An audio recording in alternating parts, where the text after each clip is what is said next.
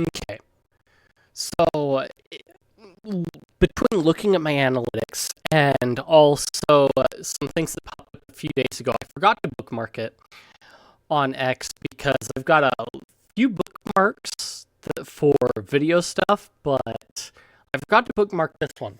But Running with Scissors a few days ago posted about some people still argue this doesn't give you ownership of a game.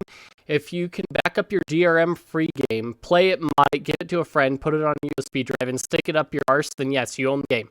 All without some company blocking access, and naturally you can expect that copy to be taken from you if the storage of choice degrades over time or if the Earth ceases to exist, but that's not the dev's fault.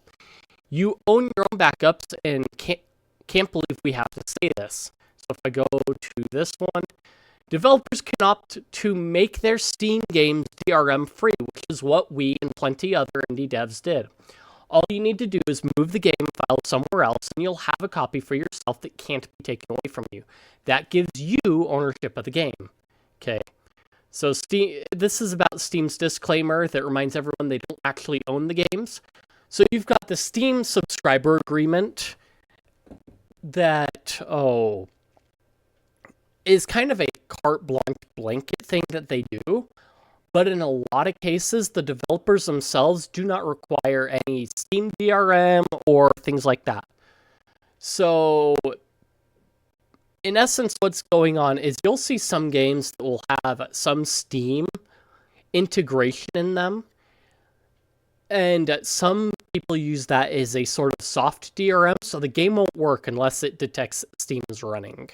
And that's about it. You can do like Goldberg or Steam Emu and a couple other options in order to get around that. But there are still plenty of games that will work in spite of not having the access to that as well. The Postal games are one example. Running with Scissors does this. Kenshi's another example, and there are a few others out there. If you need a list of DRM-free games, there are literally lists across the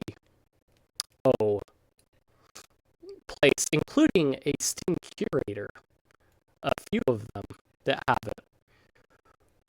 So you can find DRM-free Steam games and go pay for them. It lets you copy the game away, move it, put it somewhere else, and play it. There, you've also got a whole few wiki pages. Depending on where you're looking, you're going to have a whole list of options here, and they do separate them as well. Paradox games, a lot of them are DRM free pretty much. I mean, I can exemplify this really easy.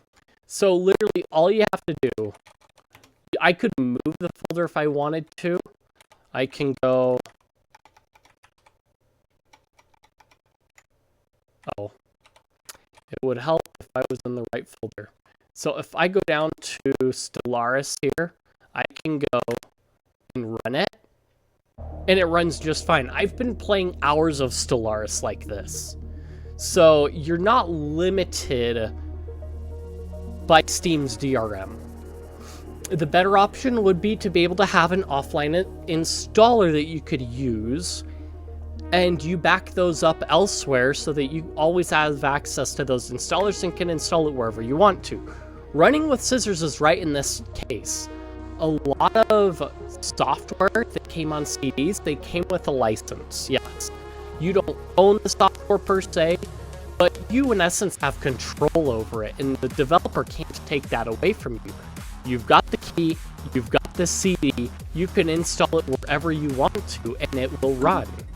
The same deal with offline installers is exactly the same. So when people come up and say, hey, you don't actually own your games, that depends. That kind of really depends. Valve offers a service that doesn't require them to implement DRM. Now, third-party DRM, that's going to be something separate from putting in a shim for Steam services. But for those developers that use Steam as their soft DRM, there are ways around it. I've done videos on it, and I've even done videos previously on this list. It's just been a while, And I think some people need a refresher as to what options they have for DRM-free games. And these lists give you a whole host of games that you can play DRM-free. As I exemplified, I can even... And so what you'll run into... So Stellaris is one case where if you're loading up workshop mods, it will load it based on the last time you, in essence, loaded it through the launcher. So I've got big structures on there set up, but if... What did I do?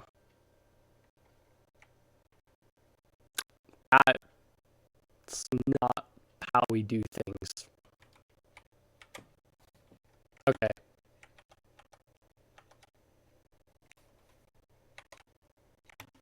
Okay.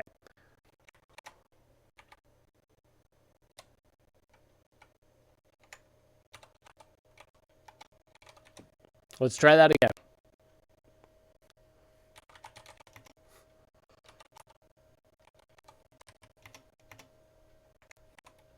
Okay, so if I go look for Kenshi, this is one example of one that will work. It'll still run. So I can still run Kenshi just fine, given some time. That's fine. What? Okay. Do I have it set up in here? So I could set up the thing. Oh, lovely.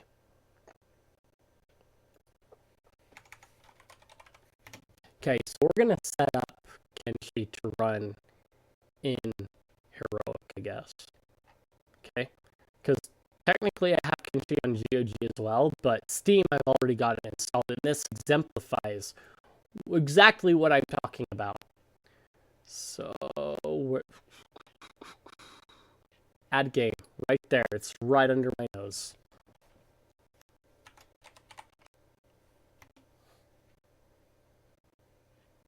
Okay, so wine settings, Proton GE custom. That should run just fine. I want home. No, home. Yeah. So we're gonna go to Steam apps, common.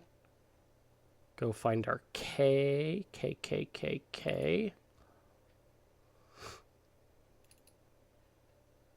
And look, it automatically pulled an image for us. Okay, so it's put our prefix together. We've got that. Run installer first. We don't need to run an installer. We can finish that. And then we should be able to go in... Where'd it go? I can spell. Where did it go? Where did it go?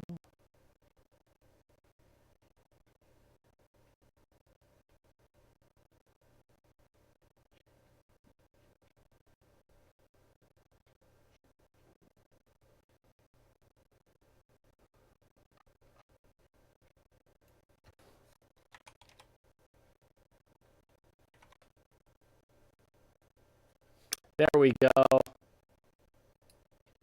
Okay, so now all we got to do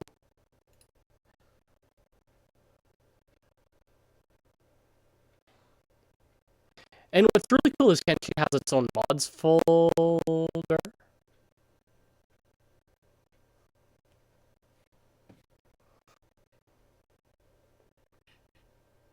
Okay, so Kenshi's previously worked. I don't know what's going on. I have to troubleshoot wine and a couple other things, but it's worked previously. I've had it work. Your other options are like, so Jedi Knight, Jedi Academy is another one that people run, and you can see I've got open JK here. Literally, if you're running a more modern engine of it, you're basically, all you need are the data files, and you've got it DRM-free. It's literally a case of you, if I can take it, I can repackage it and move it around, just like running with scissors says, and put it on a flash drive and run it from there. I pretty much own it. It's like any Doom mod that you get. Like, I can go into, where is it? Come on, Doom. Where are you at? Where are you at? Like, Doom 64 here. You got the WAD here. You've got Doom 3. You've got all the, data files there. Where did the new Doom go?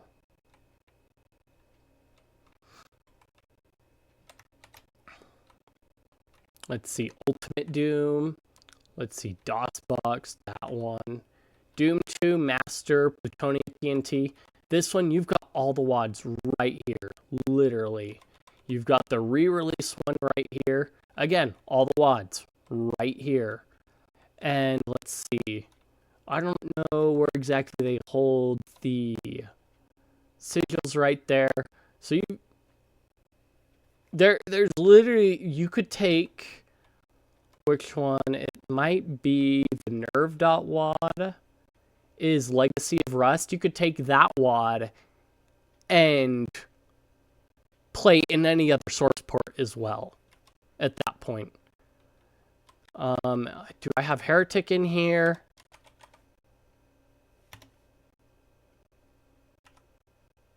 Can I?